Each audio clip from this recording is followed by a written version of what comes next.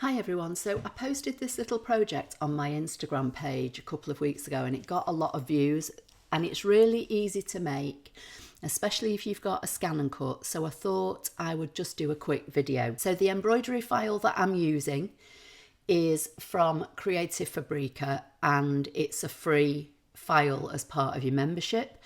So I will make sure that I link to that in the accompanying blog post, and anything else that I use that is available from Amazon will probably be in my Amazon shop, but I will also try and remember to put the links in the blog post. So if you're watching this video on YouTube, directly under the title of the video you'll start to see the description of the video, and then it may see more or show more. Click on that and that will expand the box, and in that box generally the first thing under the description of the video is a link that says my website and blog.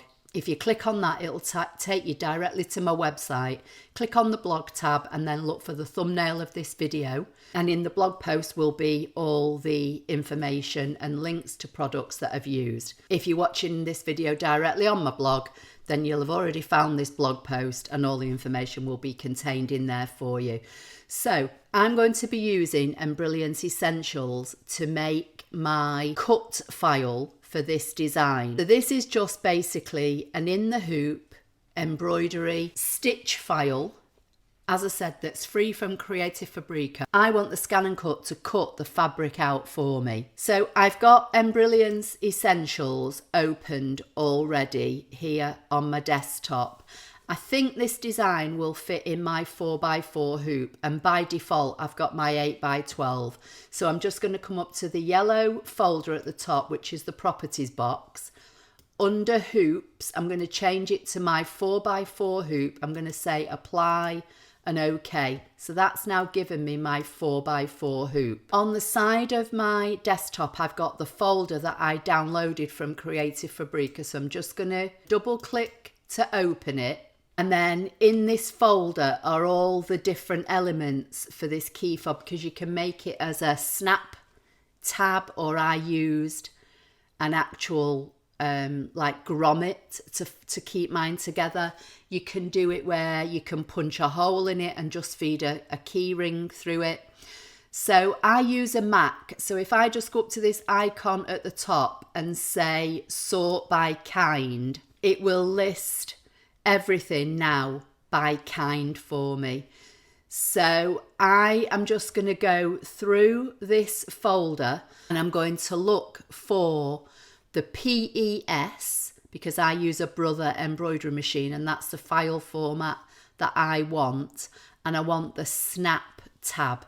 So here it is, dog paw snap tab PES. If you don't use a Mac and you don't have this facility to sort, just scroll through and look for snap tab for whatever your model of machine file takes. So, you know, if you use a Husqvarna or you use a Janome JEF, but as I say, mine's PES. So this is the one I'm going to choose. So I'm just going to double click and it should open it in my Embroidering's Essentials mat now, because I already had Embroidering's Essentials open. You can drag and drop as well, so you could drag it from the folder into the Embroidering's. So what I want to do, I want Embroidering's to make me a ScanNCut cutting file. So I'm going to select on my design. I can see it fits within this 4x4 hoop, which just makes it easier for filming. If I was making several of these, I would probably use my 8x12 hoop and put a couple in the hoop at a time. So once you select on it, you should see over on the right hand side your properties box with the steps for making your design. Now if you don't, if it's closed up like this, on a Mac you have an arrow, on Windows it might be a plus. Just click on it and it will open up the steps. And if you click on each step, it will show you steps that are involved in making this design. Also, what you can do, you can come up to the top of the page to the needle that's got a thread going through it. That will bring up your stitch timeline.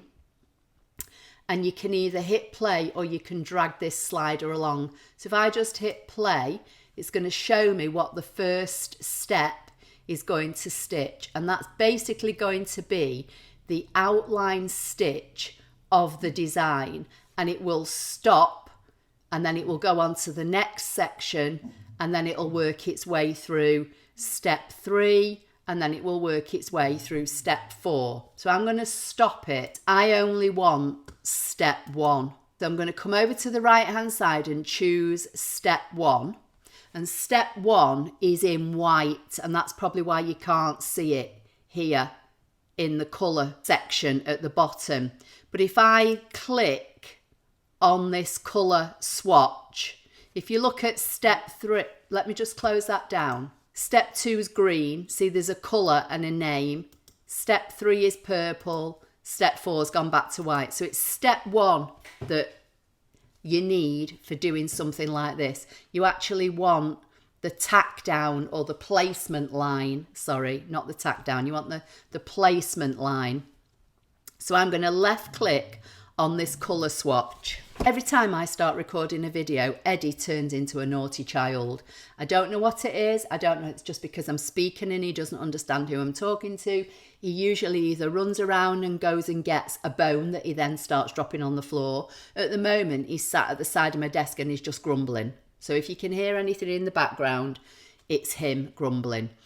Okay, so I've clicked on the colour swatch and it's now brought up this colour palette for me, and it's showing 3 colours here, and that's because 2 of the steps are in white, 1's in green and 1's in purple.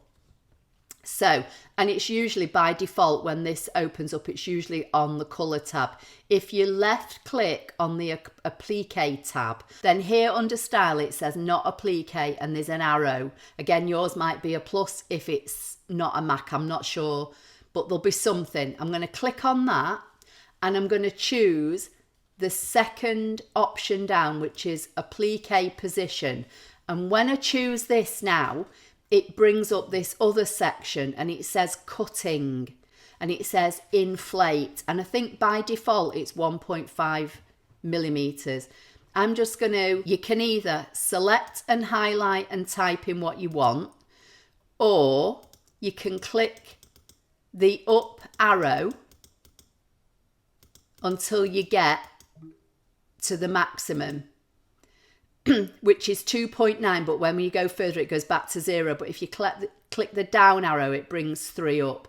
Or like I say, you could have, if I close that down again and do it again, click on the swatch, go to Applique, you can type 3.0 and enter. Okay, so that's going to inflate that placement stitch by 3.0 millimeters, and that's going to give us our cut file. So now I'm going to choose save, and my save dialog box will open up and it will automatically put in the name of the file, so dog paw snap tab, and it puts it in as an SVG. But if you click down here on this arrow, you can either save it as an SVG and then open up Canvas Workspace and drag that SVG into Canvas Workspace and resave it as an FCM file, or you can save it directly as a ScanNCut file, whichever way you prefer. Sometimes if I forget and I save it as an SVG, I just drop it into Canvas Workspace, but most times I try to remember to do it as an FCM. So I'm putting it on my desktop so I know where it is. I'm saving it as an FCM cut file. I'm going to hit save. Now I can close this thread box down. My FCM file is here on my desktop. I don't have to do anything else with this file now.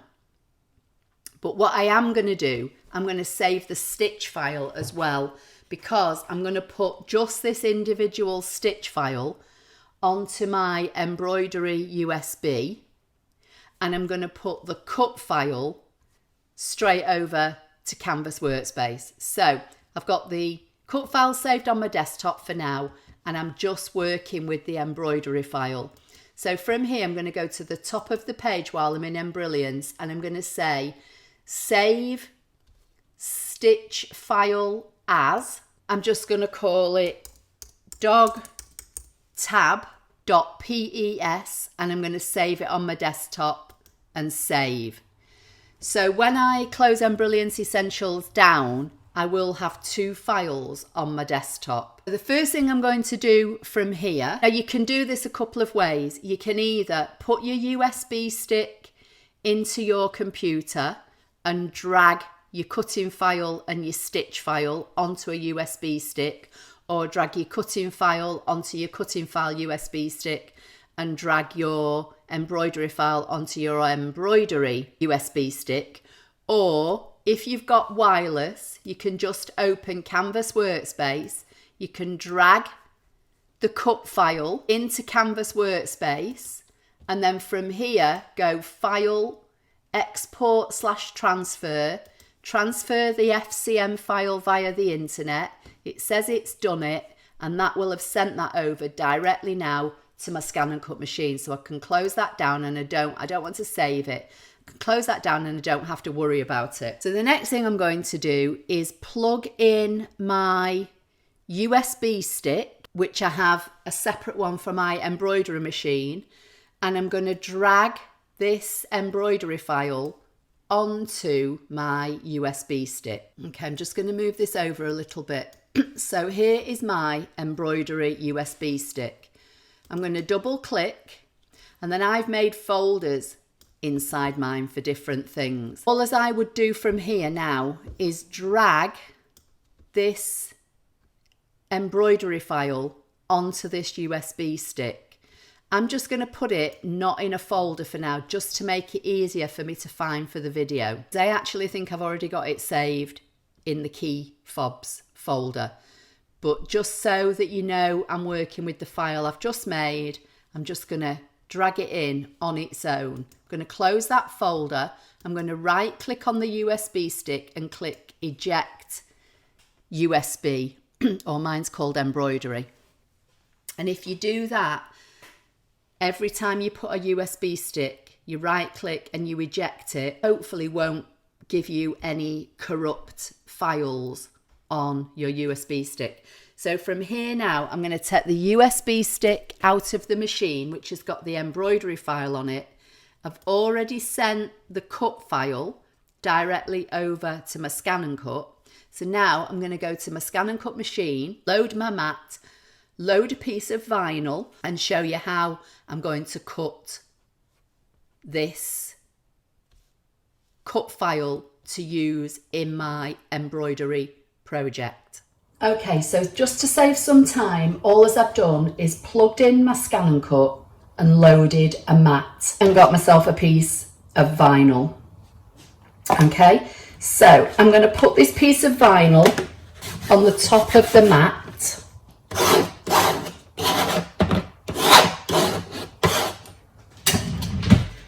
And then from here, I'm going to go to retrieve data. I sent it over from Canvas Workspace, so it should be that file you've just seen me send over, and there it is. Just going to drag it up here into the top left hand corner, and I'm going to do a background scan and say start.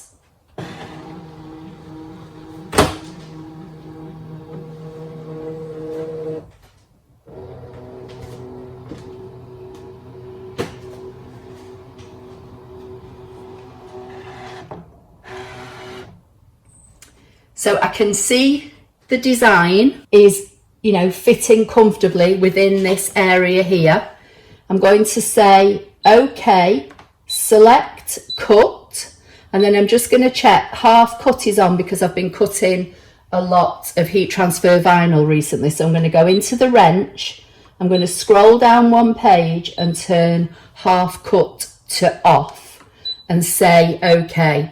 And then now I can press start, and this will feed in and it should start cutting. Now sometimes when you're cutting vinyl like this, sewing vinyl, it will cut it, it will stop, and then it'll go to cut it again, but it could have possibly already cut through. I had one vinyl where it cut once. I thought, oh, I'll leave it, I'll let it do it a second time. but then it went to cut it a third time, so I just paused the machine and unloaded the mat. See, it's trying to cut it again now, so I'm just going to pause the machine because I can see that this has cut through. Having said that, I've messed up because the vinyl was lifting in the top corner. So I'm going to say quick cutting, okay, because I can see it's going to be offline now because this vinyl was lifting in the corner, and when it rolled it out and rolled it back through, it lifted it. So I'm going to try and cut it down here somewhere. So I'm going to go back, I'll leave the mistakes in. I can see where this piece of vinyl is. I've not moved the vinyl, although the vinyl lifted in the corner. It's not physically moved off the mat. I'm going to bring it down here and I'm going to go edit, object edit, and I'm going to rotate it so it's more horizontal. So I'm just going to rotate it to the left by 10 degrees at a time, and hopefully it should be away from where the other one tried to cut. So I'm going to say okay, okay, okay, okay again, select and cut and start, and just try and make sure that this vinyl is down on the mat, out of the way. So hopefully this should have enough room to cut without cutting into the one I made the mistake of, and that's just my own fault because I obviously didn't press the vinyl down enough in that top left hand corner. Now I'm going to pause the machine and see if it has actually cut through, and it hasn't. So, or has it? No, it hasn't. So I'm just going to make sure this is all still burnished down, and I'm going to press start, and it will go over this bottom section again.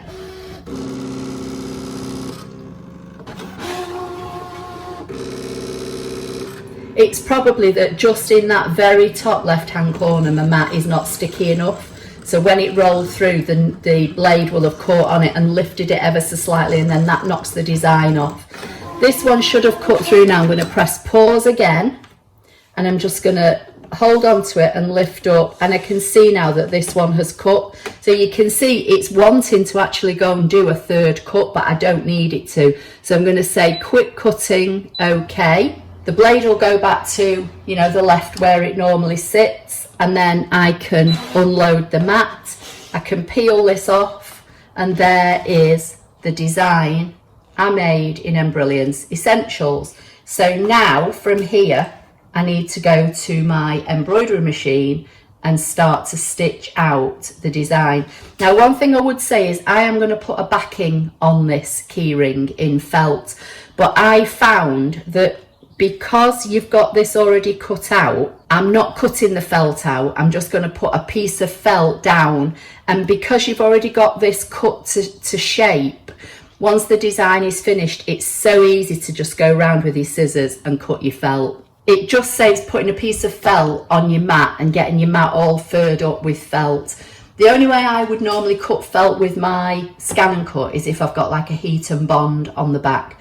But I don't need heat and bond for this. I just basically need a piece of felt just so the back of the keyring looks clean. I could cut two of these and put them back to back, but I tend to use felt. So I'm going to unload the mat, get rid of the ScanNCut machine, and then go over to the embroidery machine. Okay, so I've got my machine on. I've got the USB stick plugged into my USB extender. I'm going to go to embroidery. I'm going to go to USB stick, and you can see all the folders on my USB stick. I'm going to scroll down until I find the one that's not in the folder. So that's this one here, and that's the design you saw me drag onto the USB stick. Now again, it doesn't look as though it looks as though it's just the paw, but it's because the outline is in white, but the outline is there. Okay, so I'm going to press embroidery to put that on my mat. To save some time, I've cut a piece of white felt, which, you know, is hopefully big enough to do the back of this design. And I've put some tearaway stabilizer in my 4x4 hoop. I'm going to slide the hoop into the machine. I'm just going to bring my machine forward a bit because I've got a new table. It's actually a big set of drawers, 2 sets of 3. It's like one big unit, and I've got that on here at the moment. So sometimes when I'm doing bigger projects, I have to remember to bring it away from the wall so the arm doesn't hit the wall. But using this 4x4 hoop in the video should hopefully be okay. I am actually thinking of treating myself next year to I think it's called the PRX1, so the free arm single needle. So if any of you have got that machine, leave me a comment below and let me know how you're finding it. I know it's a relatively new machine. It will take up less footprint than this one does, and I just fancy having a go at, being able to do more things, because now I'm selling things in my small business, doing a lot of embroidery, and I'm doing a lot of like heat transfer vinyl projects, and I'd like to be able to do some bigger embroidery designs on my tote bags. Trying to, hoop a tote bag in my 8x12 hoop on this flatbed machine can be a bit of a struggle sometimes, so I'm thinking of treating myself to a free arm. I don't think I need a 6 needle, I definitely don't need a 10 needle, so I'm thinking the PRX1, because it's virtually the same machine as the 6 needle, but just it's only got 1 needle. Anyway, if you've got it, the new one, let me know what you think of it. Okay, so now, as I say, I've got the hoop in the machine. I'm going to come back to here, show you the design. As I say, you can't see it, you can see it. You see I'm on 0 of 4 steps. I'm going to come back to the machine. I've already threaded it up. I've got white embroidery thread and I've got a bobbin hopefully in the bottom. I'm going to put the foot down and press go, and that should stitch out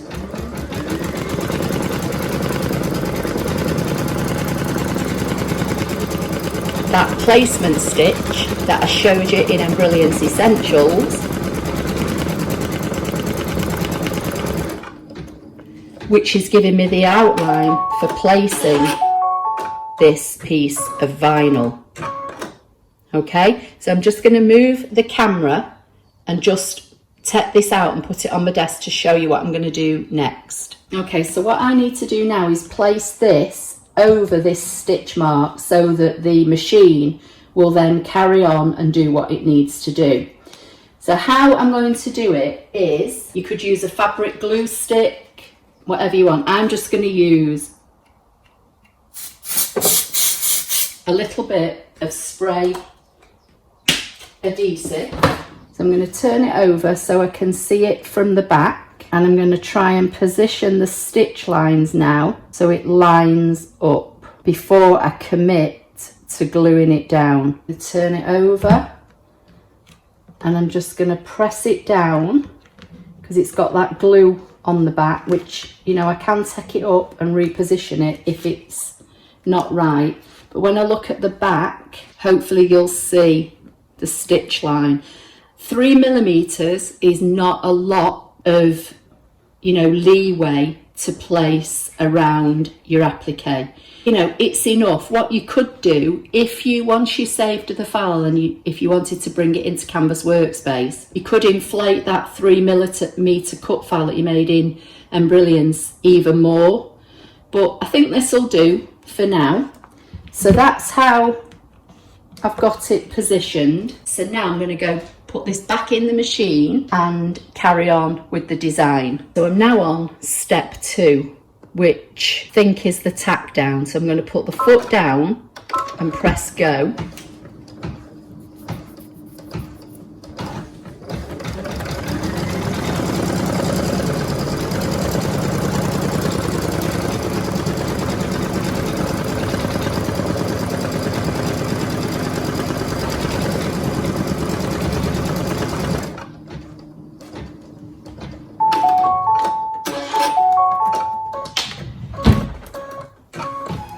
Okay, there's a jump stitch there. I'm just going to cut that jump stitch. Now it's step 3, which is the paw print. So I'm going to put the foot down. I'm just going to do this all in white for the video, but that's how I did the other one, the one I posted on Instagram. The other one I did was like a lavender faux leather.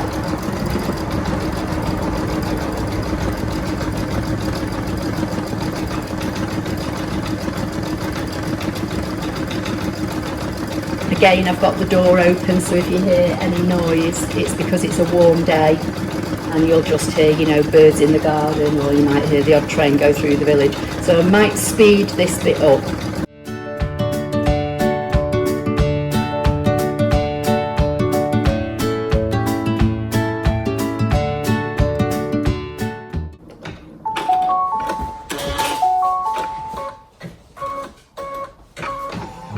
Okay, so that's that done now, and it's all tacked down nicely. So I'm going to just try and do this next bit here, because just on the last step, rather than keep moving the camera.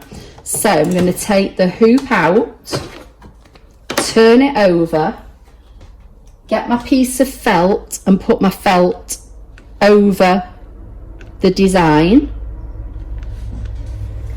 And you know, for anybody that doesn't like using spray adhesive, I'm just going to use a piece of tape for this bit, just to show you either way.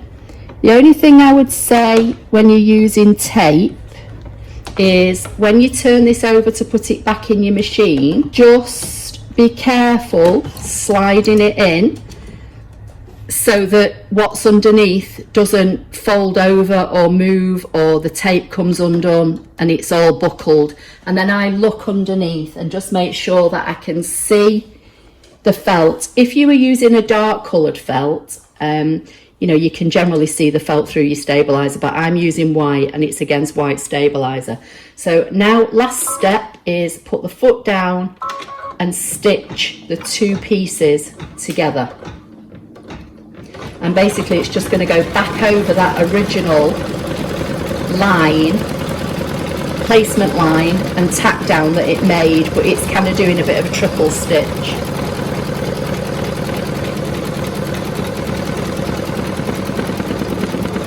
But in the exact same place.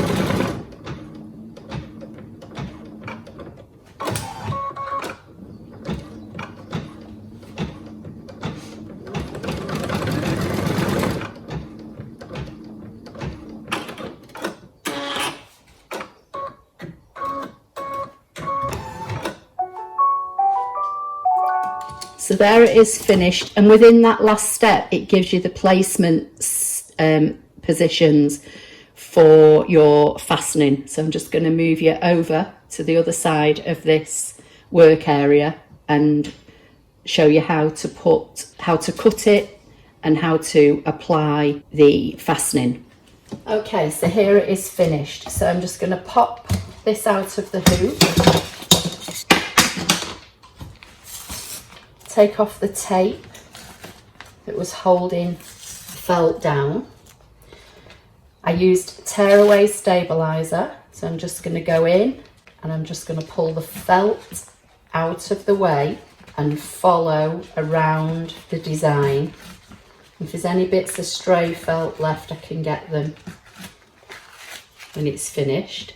So this is what you've got now. You can see there's quite a bit of tearaway there. I'm just going to pull that out.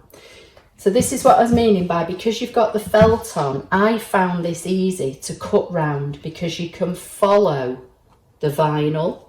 So I'm just going to get my scissors and I'm just going to cut as close as I can to that vinyl. I'm letting my blade of my scissors just follow this shape. You can always go back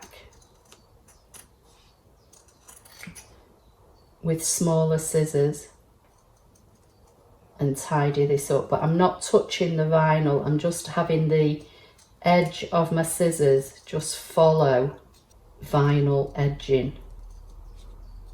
And just move your design, not your scissors. Keep your scissors going.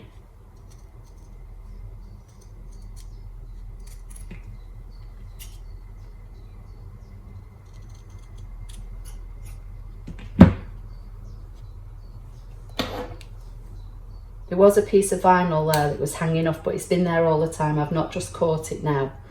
And then I'm just going to try and get in and get any bits of felt or bits of backing that are left over nice and neat. And you'll see in a minute how nice and neat this is, because you've got that vinyl already to follow. So I'm just going to cut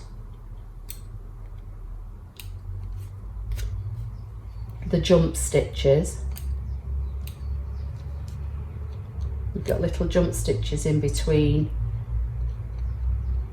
the like pad of the paw. Some people don't bother cutting these, but I always cut them. Get those out there.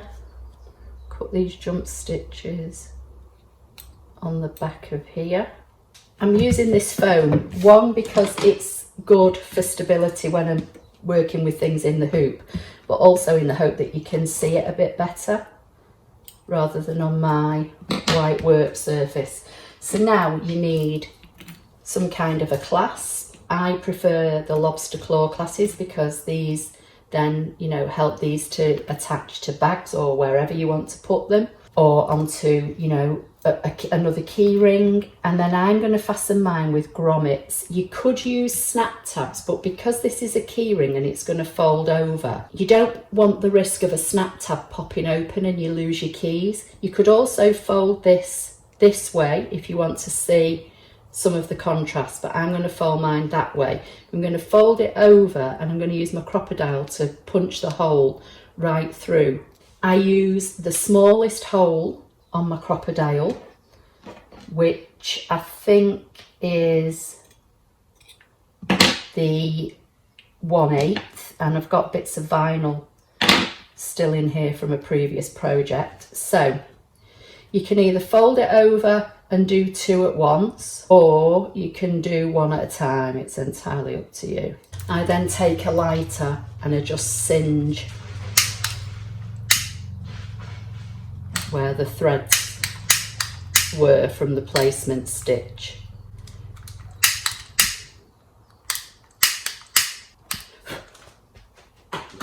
So now I can put this through here like so and put my grommet in. Now you can get setters for these grommets where, you know, there's a big like desktop machine, or there's like little metal things and you put them over and you bash it with a hammer. I found, to be honest, that I'm just going to move this out of the way now because I want the hard surface, that using my key fob setter works. So I'm going to push it through so that the little crystals on the front, this is the back of it. I'm going to place it on and it kind of clicks into place. I don't know if you heard that, but that isn't secure. So from here now I'm just going to bring these in and press it together, and that locks it in place, and you can do it from both sides. So that's now locked into place, it's secure. I've got my key ring on. I can attach this to my keys, or I can put my keys on here and attach this to my bag, or whatever I want to do. And that's it made. I'll try and zoom in and look how neat that looks, because we use the ScanNCut to cut the vinyl. So as I said, all the bits of hardware and the grommet that I've used will all be listed in my Amazon shop, but I will try and remember to actually put the links in the blog post for you. So if you are on YouTube watching this, just go under the description, you'll see my website and blog. Click on that, it'll take you to my Apple Lover 53 website. Click on the blog tab and look for the thumbnail of this video, and you should have all the links for everything that I've used. And as I said, the file is a free file from Creative Fabrica or Fabrica, whichever way you say it, and again that will be linked in the blog post. So I hope you like the project. Let me know if you're going to give it a go, if you're going to try it out, what you think, and I'll see you in the next video. Thank you.